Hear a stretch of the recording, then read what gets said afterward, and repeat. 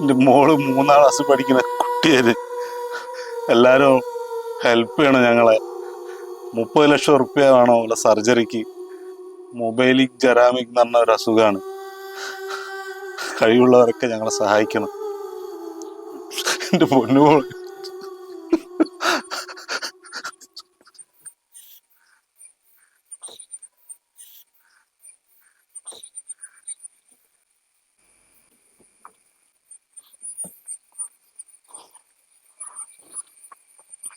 Phone എവിടെ?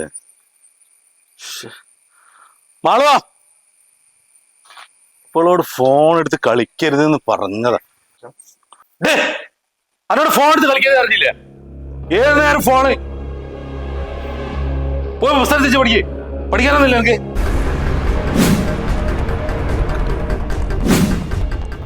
എനിക്ക്. ഒരു ബോധവൽക്കരണത്തിന്റെ ഭാഗമായി എടുത്ത വീഡിയോ ക്ലിപ്പാണ് നിങ്ങൾ ഇപ്പോൾ കണ്ടത്. നമ്മൾ ഓരോ മാതാപിതാക്കളുടെയും ഇപ്പോഴത്തെ ഏറ്റവും വലിയ തലവേദന എന്താണെന്ന് അറിയാമോ?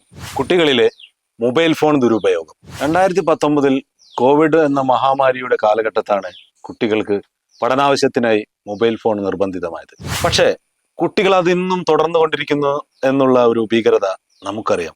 യഥാർത്ഥത്തിൽ സ്കൂളിൽ നിന്ന് ഹോംവർക്കുകൾ ഇപ്പോഴും മൊബൈൽ ഫോൺ വഴി കുട്ടികൾക്ക് കൊടുക്കാൻ പാടുള്ളതാണോ? അത് നിയമപരമായി ശരിയാണോ?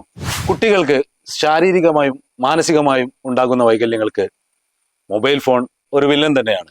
ഇതിൽ നമ്മൾ ആകെ ചെയ്യാനുള്ളത് എന്തെന്ന് വെച്ചാൽ, കുട്ടികൾ മൊബൈൽ ഫോൺ ഉപയോഗിക്കുമ്പോൾ അവരെ ശ്രദ്ധിക്കുക എന്നുള്ളതാണ്. അവർ ഫോൺ ഉപയോഗിക്കുമ്പോൾ തട്ടിപ്പറിക്കുകയോ ശകാരിക്കുകയോ ചെയ്യാതിരിക്കുക. ശ്രദ്ധിക്കുക, ഈ ഒരു ചെറിയ കാര്യത്തിന് വേണ്ടി വലിയ വില കൊടുക്കാതിരിക്കുക.